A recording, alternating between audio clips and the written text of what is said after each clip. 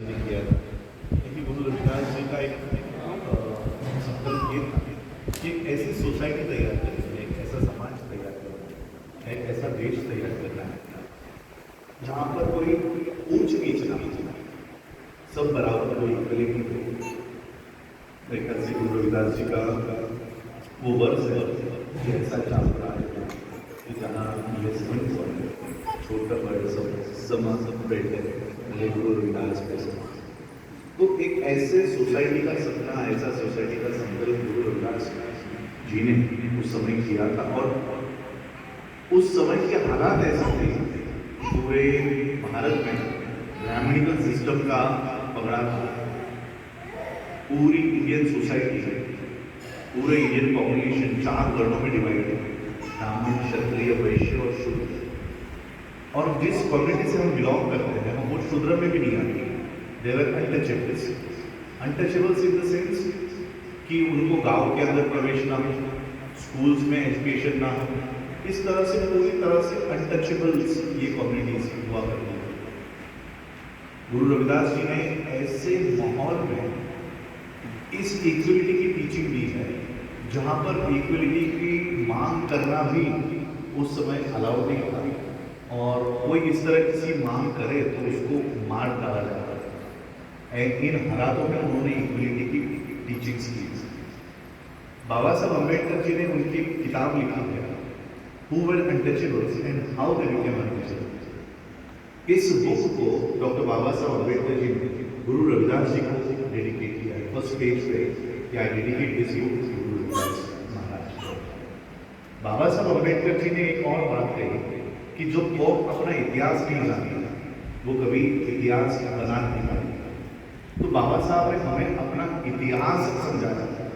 मैं सर को कह रहा था कि दिल्ली में जब हमारी कम्युनिटी, खास करके चमार कम्युनिटी में, वहाँ की औरतें या वहाँ के लोग जब हिंदुओं के देवी देवताओं को मना रहे, पूजते थे, तो बाबा साहब वहाँ पर गए और बाबा साहब ने कहा कि ये किन भगवानों के चक्कर में आप पड़े, इन किन भगवानों को आप मना रहे हो, उनके त्यौहार क्यों मना रहे हो, ये तुम्हारे भगवान नहीं है, हमारे भगवान गुरु रविदास महाराज। इस तरह से बाबा साहब अम्बेडकर जी ने फिर से हमें अपने मूल इतिहास से फिर से जोड़ने का काम भी किया।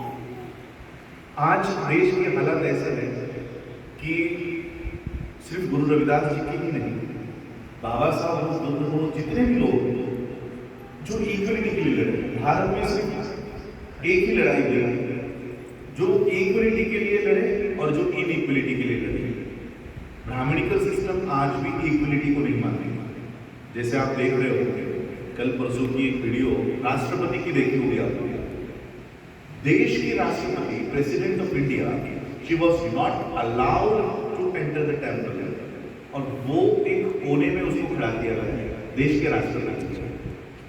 वो शूद्रों के इसमें जो ब्राह्मणिकल वर्णा सिस्टम है, एक तो वो महिला है, महिलाओं को अधिकार नहीं होना चाहिए, ये ब्राह्मणिकल सिस्टम कहता है। सेकंड, वो आदिवासी भी, तो दो गुनाह उसमें उसके हुए हैं। एक तो महिला है, महिला को अधिकार नहीं होना चाहिए। तो आज भी 2023 में भी ये डिस्क्रिमिनेशन इंडिया में चलता है, वुमेन्स के साथ होता है, आदिवासी के साथ होता है। और इसलिए कहीं ना कहीं वो इक्वलिटी का इस देश में जो लड़ाई चल रही है, जो लोग इक्वलिटी के लिए लड़े, सबसे पहले तो बुद्ध ने ये स्टैंड लिया, बुद्ध के बाद गुरु रविदास जी ने ये स्टैंड लिया, गुरु नानक जी की भी टीचिंग इक्वलिटी के ऊपर है, महात्मा बसवेश्वर उनकी भी टीचिंग इक्वलिटी के ऊपर है। ये सभी लोग इक्वलिटी के लिए लड़ रहे थे कि कोई ऊंच नहीं होगा, कोई नीच नहीं होगा, सब हम इंसान हैं, बराबर ही होंगे। तो यही बाबा साहब अम्बेडकर जी ने देखा कि ये हमारी लाइन ऑफ एक्शन है, और इसी इक्वलिटी को बाबा साहब अम्बेडकर जी ने आर्टिकल 14 में लिख दिया। कॉन्स्टिट्यूशन जब तैयार किया कि किसी भी तरह का भेदभाव इंडिया में नहीं होगा, ना जात पे, ना रेस पे, ना कास्ट पे, ना रिलीजन पे, ना लैंग्वेज पे, ना स्टेट पे, किसी भी तरह की इनइक्वलिटी, डिस्क्रिमिनेशन अगर करोगे तो सजा होगा। तो जब आप कॉन्स्टिट्यूशन ऑफ इंडिया को देखोगे तो कॉन्स्टिट्यूशन ऑफ इंडिया दूसरा तीसरा कुछ नहीं है, हमारे महापुरुषों की जो लड़ाई है उसी लड़ाई को बाबा साहब ने संविधान में डाल दिया। यही कॉन्स्टिट्यूशन और यही वो चीज़ है जो इंडिया की ग्रामीण का सिस्टम नहीं चाहते। लोग इक्वल ना, सब बराबर ना, क्योंकि सब बराबर हो गए तो ब्राह्मण सुप्रीमेसी भी नीचे आ जाएगा। ब्राह्मण वर्ण सिस्टम में सबसे ऊपर है। हमारे बच्चों को शायद ये पता नहीं होगा वर्ण सिस्टम क्या होता है। वर्ण सिस्टम ये होता है कि पढ़ाई लिखाई करने का अधिकार सिर्फ ब्राह्मणों का होगा, उसके अलावा कोई नहीं पढ़ेगा। बिजनेस करने का अधिकार, व्यापार करने का अधिकार, पैसे कमाने का अधिकार सिर्फ वैश्य कम्युनिटी का होगा, उसके अलावा कोई बिजनेस नहीं करने, कोई पैसे नहीं कमाने। लड़ने का अधिकार, हथियार रखने का अधिकार, लड़ाई लड़ने का अधिकार सिर्फ क्षत्रियों का होगा।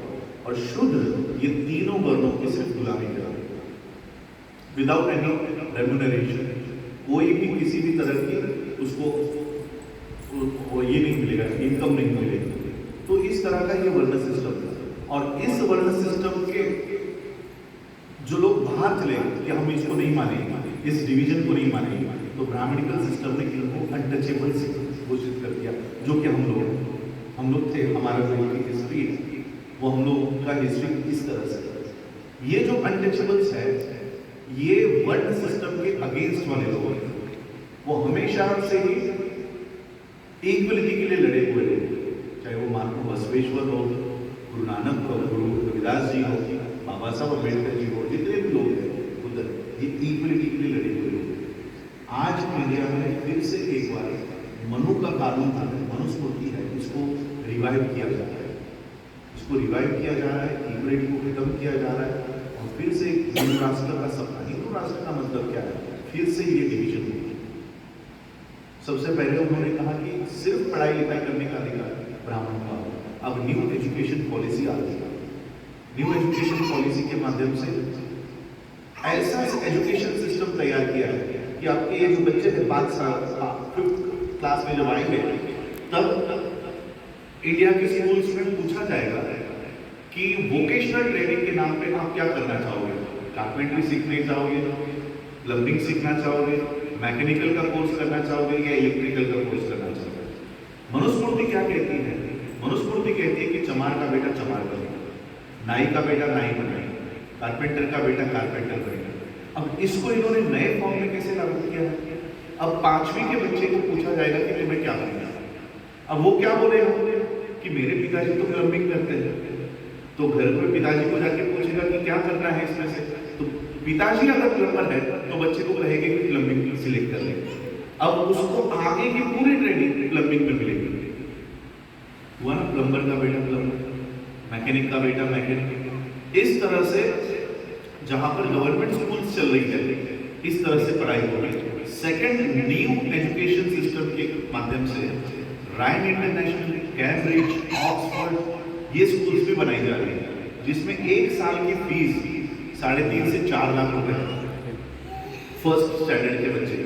अब वहां पर इंडियंस जो है, हम लोग अपने बच्चों को इन स्कूल में नहीं डाल सकते। तो हम किन स्कूलों में डालेंगे जहां पर ये एजुकेशन सिस्टम लागू। यहां पर कौन पढ़ाई करेगा? यानी आने वाले एक 10 से 15 साल में आप लोगों को सारे प्राइम पोस्ट पर ब्राह्मण दिखाई देंगे। मैं अभी आपको एक उदाहरण देना चाहता हूँ। यूपीएससी शायद आप लोग नहीं जानते होंगे, यूनियन पब्लिक सर्विस कमीशन की एग्जाम्स होती है जिसमें से IAS बनते हैं, IPS बनते हैं, कलेक्टर बनते हैं। इस एग्जाम्स के लिए हमारे बच्चे 10-10 साल अपना घर छोड़कर दिल्ली में बैठकर पढ़ाई कर रहे हैं और फिर वो कलेक्टर पास होता है, एग्जाम देता है। 2 साल पहले यूपीएससी के एग्जाम बिना एग्जाम से 11 ब्राह्मणों को जॉइंट सेक्रेटरी पोस्ट पे अपॉइंट किया गया, उसको कहते हैं लैटरल एंट्री। और अभी 6 महीने पहले 450 ब्राह्मण्स को विदाउट एनी एग्जामिनेशन उनको जॉइंट सेक्रेटरी पोस्ट पे IAS की पोस्ट पे बिठा दिया, यानी पूरा एडमिनिस्ट्रेशन अब ब्राह्मण का हाथ में। सेकेंड, आपने अगर सत्यपाल मलिक जी का नाम सुना हो, अभी पिछले 1 महीने से वो न्यूज में बहुत छाए हुए हैं। सत्यपाल मलिक कश्मीर के गवर्नर, RSS के सबसे नजदीकी वो वॉलंटियर या क्या कहते हैं, फुल टाइम पर RSS में काम करता है। अब उन्होंने एक बात बताई है कि जितने भी यूनिवर्सिटीज हैं इंडिया में, सारे यूनिवर्सिटी के ऊपर आरएसएस के फुल टाइमर्स को वाइस चांसलर बना दिया है। और उन्होंने एक बात की है कि जो आदमी टीचर बनने के भी लायक नहीं है उसको वीसी बना दिया है, वाइस चांसलर। सारे यूनिवर्सिटीज के ऊपर, एजुकेशन सिस्टम के ऊपर ब्राह्मण्स का कब्जा हो चुका है। वहां पर जैसे पंजाब में आप लोगों ने डॉक्टर घोष का नाम सुना है कि नहीं मुझे पता नहीं। इस बच्ची ने जो डॉक्टर की तैयारी कर रही थी उसको कास्ट डिस्क्रिमिनेशन यानी जाति सूचक गालियां दे देकर, चिढ़ा कर उसको आत्महत्या करने पे मजबूर कर दिया।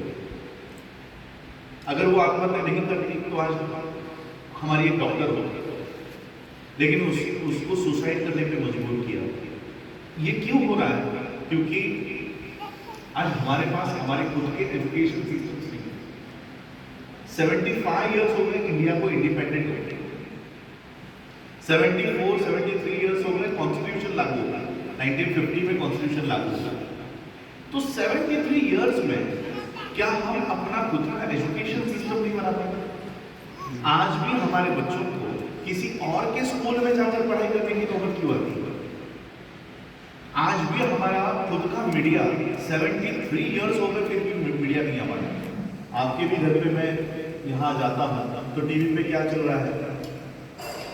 आपके यहाँ पर चैनल्स क्या आ रहे हैं? जी न्यूज़ आ रही है, जी न्यूज़ आपके यहाँ आती है, आपके यहाँ पर एबीपी न्यूज़ आ रही है। जिस न्यूज़ चैनल पर हमारे घर में बात नहीं बताई जाती वो न्यूज़ चैनल आपके घरों में, और अगर बताई भी गई तो हमारे अगेंस्ट बताई जाती है। तो ऐसा नहीं कि हमारे पास रिसोर्सेज नहीं है, हमारे पास रिसोर्सेज है।